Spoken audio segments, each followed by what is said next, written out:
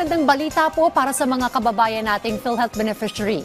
Epektibo na po ngayong buwan ang pagtaas ng ahensya sa kanilang benefit package para sa mga benepisyaryong kumukuha ng hemodialysis. Si Bien Manalo sa report. Rise and shine, Bien.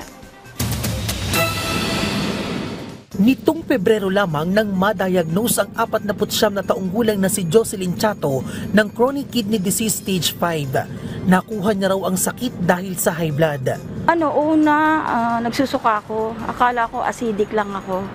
Nagsusuka, nanlalambot, tapos yun na, hindi na ako makatayo. Nanlalambot na yung mga tuhod ko. Hanggang sa yun na, hindi ko na kinaya. Halos 8 buwan na siyang sumasailalim sa hemodialysis. Kaya laking tuwa niya nang mabalitaang tinaasan pa ng PhilHealth ang benefit package nito para sa hemodialysis. Limitado kasi, katulad niya sa laboratory, limitado lang naman yung covered ng PhilHealth eh.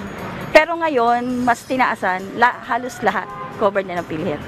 Pero ngayon talagang porsigido ka na magpagamot eh, kasi libre na nga. Isa lamang si Jocelyn sa mga CKD5 patients na mabebenepisyuhan sa bagong adjustment ng Philippine Health Insurance Corporation of PhilHealth sa benefit package nito para sa hemodialysis.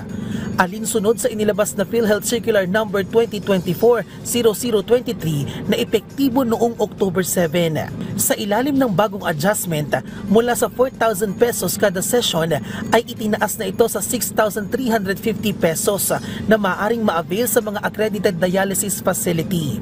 Ibig sabihin, ang mga qualified CKD5 patient ay makatatanggap na ngayon ng 990,600 pesos na financial protection kada taon mula sa dating 624,000 pesos.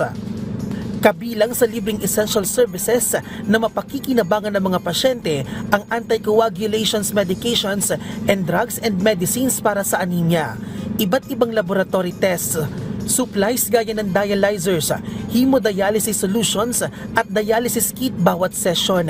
Kasama rin dito ang administrative fees tulad ng paggamit ng dialysis machines, facility fee, utilities at staff time.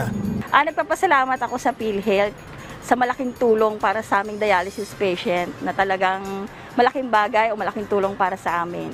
Parang nagkaroon kami ng pagkakataong mabuhay ng matagal. Ayan po.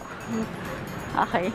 Nakikipag-ugnayan na rin ng PhilHealth sa mga nephrologists at participating dialysis centers para lubos na maipatupad ang no co-payment arrangement. Bien Manalo para sa Pambansang TV sa Bagong Pilipinas.